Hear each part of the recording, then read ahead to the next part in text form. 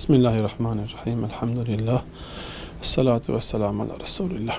Allah-u Teala bu kainatı yaratırken canlı cansız ne kadar varlık varsa hepsi için bir kanun koydu, bir düzen koydu, bir sistem belirledi. Ve bu hayatı sürdürme noktasında da insanoğlu için bazı kaide ve kurallar belirledi. Yaratıcı ibadetlerde ve diğer alanlarda kaide ve kurallarını belirttiği gibi ticarette de, yani insanın hayatını sürdürdüğü, geçimini sağladığı, iaşesini karşıladığı ticaretine de bazı kaide ve kurallar belirledi. Dolayısıyla hayatın her alanında Müslümanın uyması gereken bazı kaide ve kurallar vardır.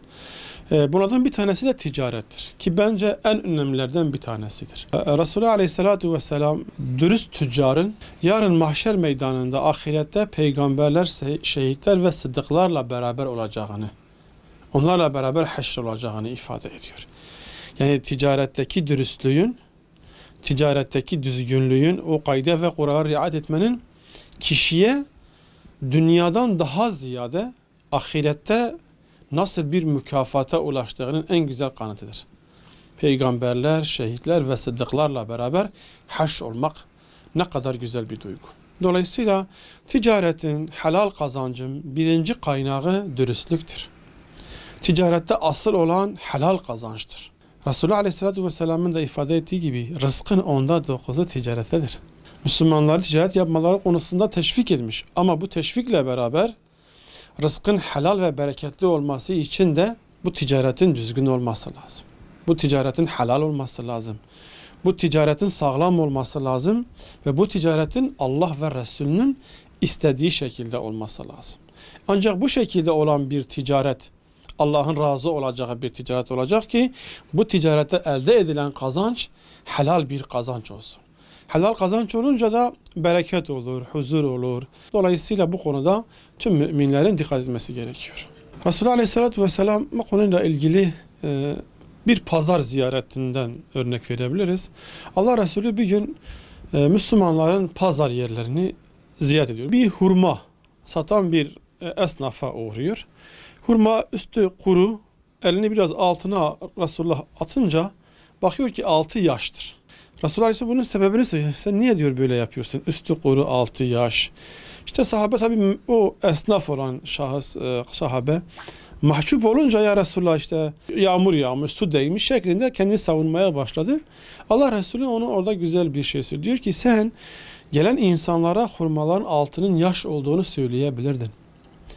Ve orada şu hadisi beyan ediyor yani. Men gâşen nâs feleyse minna. İnsanları kandıran bizden değildir.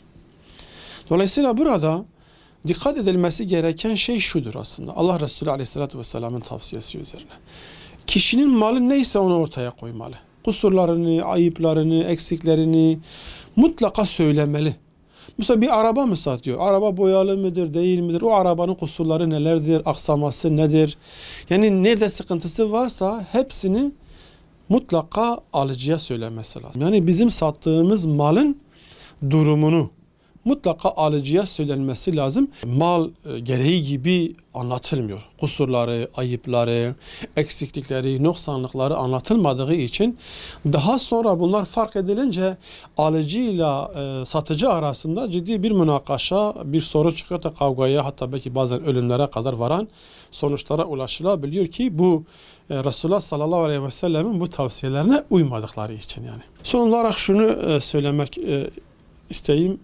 Yani biz çocuklarımıza helal lokma yedirmekle mükellefiz. Bizim çocuklarımızın bizim üzerimizdeki en büyük haklarından bir tanesi de aile efradımızın onlara helal lokma yedirmektir. Bu helal lokmanın da en güzel yönü helal ticarettir, helal kazançtır. Dolayısıyla biz kazancımızın helal olması için elimizden geleni yapacağız. Bakın bizden önceki kavimlerden bazıları ticaretteki ahlaksızlıktan dolayı, ölçüp tartmadaki hilelerden dolayı Allah-u Teala onları helak etmiş. Hadi Şuayb Aleyhisselam'ın kavmi. Bizim için büyük bir örnek. Tartıda, ölçüde hile yaptıkları için, faize başvurdukları için, stokçuluk yaptıkları için Allah-u Teala onları helak etmiş. Kökten o toplumu helak etmiş. Çünkü bunlar Allah'ın sevmediği şeylerdir. Yani stokçuluktur, hilekarlıktır, düzenbazlıktır, yalandır.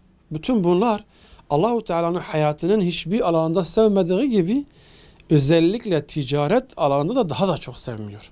Çünkü o ticarete bir kazanç elde ediliyor ve bu kazanç o aile efradına yediriliyor.